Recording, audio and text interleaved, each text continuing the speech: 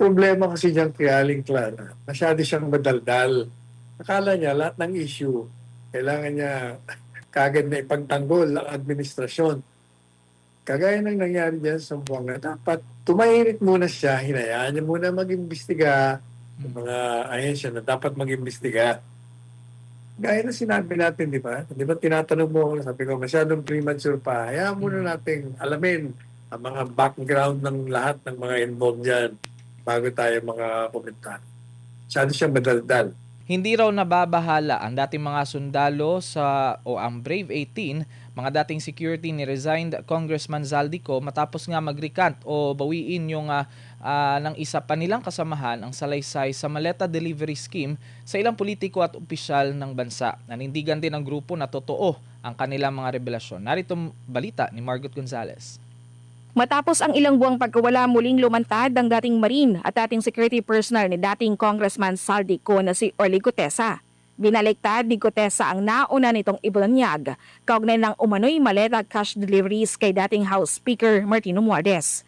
Ang kay Gutesa, inalok siya ng pera at scholarship para sa kanyang mga anak kapalit ng kanyang pagtestigo at tagbasa ng affidavit laban kay Romualdez sa isang Senate hearing noong taong 2025.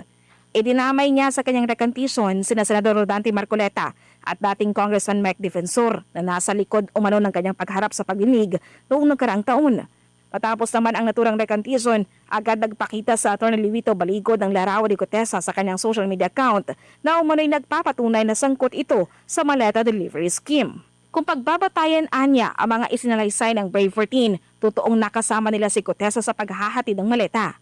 Si Gutesa ay na-assign umano bilang security personnel ng mga anak ni Zaldico. Ngunit nang kinulang umano sila ng tao sa paghahatid ng mga maleta, napasama si Gutesa sa Brave 14 at iba pang naunang nagrekant na sangkot sa pagde-deliver ng pera. Ayon kay Baligod, galing mismo sa Brave 14 ang inilabas niyang larawan ni Gutesa na may kasamang mga maleta. Diyan sa horizon niya, nung nagbaba sila ng mga mali-maleta ng pera na i-deliver sa ilang personalidad. Kasi grabe yung deliveries noon. Halos araw-araw daw yan. Kaya na-pull out si Orly Gutesa at kasali siya sa deliveries for 2 weeks lang. Sa inilahad naman sa kanya ni Defensor, ipinakilala lamang umano kay Defensor si Gutesa ng isang military officer. Si Gutesa rin umano nagkwento ng kanyang nalalaman tungkol sa anomalya. Ipinakilala naman ni Defensor si Gutesa kay Senador Marcoleta. Para patotohanan ni Gutesa ang kanyang salaysay, inutusan umano ni Marcoleta si Gutesa na gumawa ng sinumpang salaysay. Yun, gumawa siya ng affidavit, pinatotaryo, saka naniwala si Senator Marcoleta na seryoso si Gutesa noon. So, yun ang background na ikunento sa akin ni Mike Defensor. Ngayon, independently, nung kausap ko yung 18, no, mga sundalo, at hindi lang naman 18 yung nakausap ko, meron pang 40 na iba pang katrabaho nila kay Zaldico doon, na talagang kasama nila si Gutesa at magde-deliver ng mga cash na yan. Ang isa sa mga Brave 14 na si Rainy Boy Julian naglabas din ng larawan na umano'y patunay na nakasama niya si Gutesa sa paghahatid ng maleta. Nakakalungkot at nakakadismayaan niya ang ginawa nitong pagbaliktad. Hindi na alarma ang kampo ng Brave 14 sa recantation ni Gutesa at ng mga nauna pang nagrecant dahil meron daw silang sapat ebidensya kaugnay ng kanilang mga aligasyon. Sa katunayan, hindi na raw sila nagulat sa pagbaliktad ni Gutesa dahil noon pa umano ay may nakahanda ng recantation para sa kanya na hindi lamang agad inilabas. Sa kabila ng recantation, sinabi ni Baligod na hindi pa rin umano maitatanggi ang umano'y paglustay ng pondo sa flood control at iba pang programa ng gobyerno. Hindi alarming, and I think it will not damage yung mga ebidensya na sinumite namin sa ombudsman. Okay. Ang importanteng i-consider natin dito ay totoo naman na ninakaw ang pondo sa flood control. At hindi lang naman pondo ng flood control ang nanakaw dyan.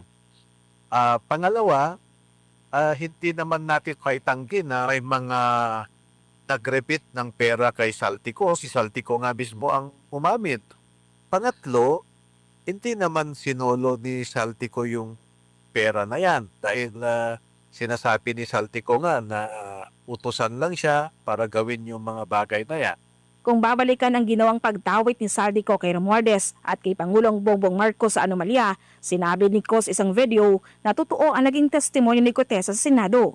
Totoo po yung sinasabi ni Orly Gutesa na nag-deliver siya sa Forbes Park.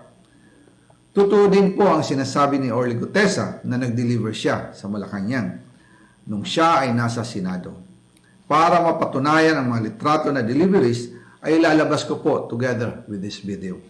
Ang Office of the Ombudsman hindi rin nababahala sa sunod-sunod na rekantisyon ng ilang dating sundalo.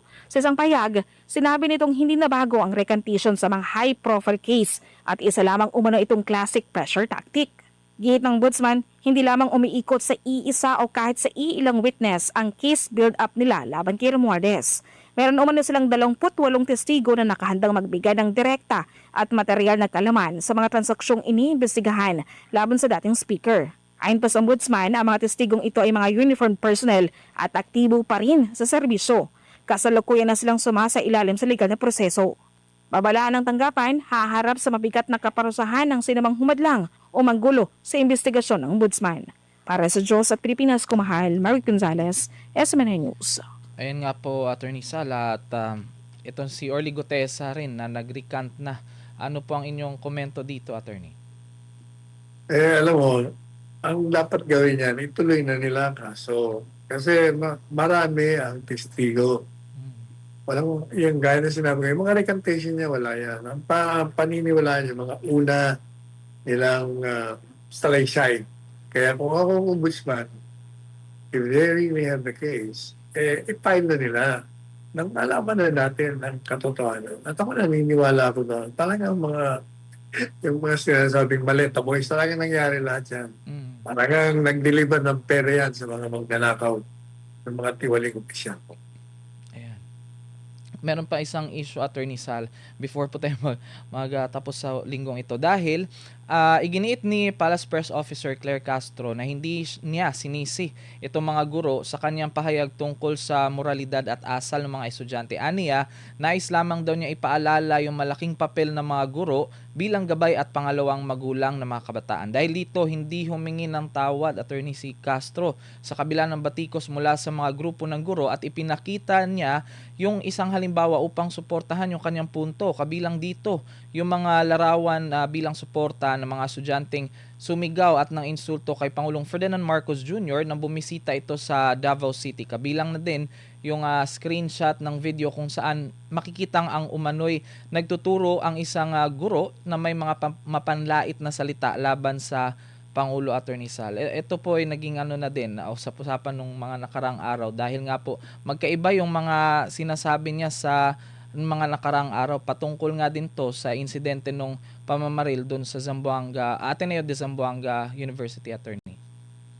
Ang problema kasi dyan kay Aling Clara, masyado siyang madaldal. Akala niya lahat ng issue, kailangan niya kagad na ipagtanggol ang administrasyon.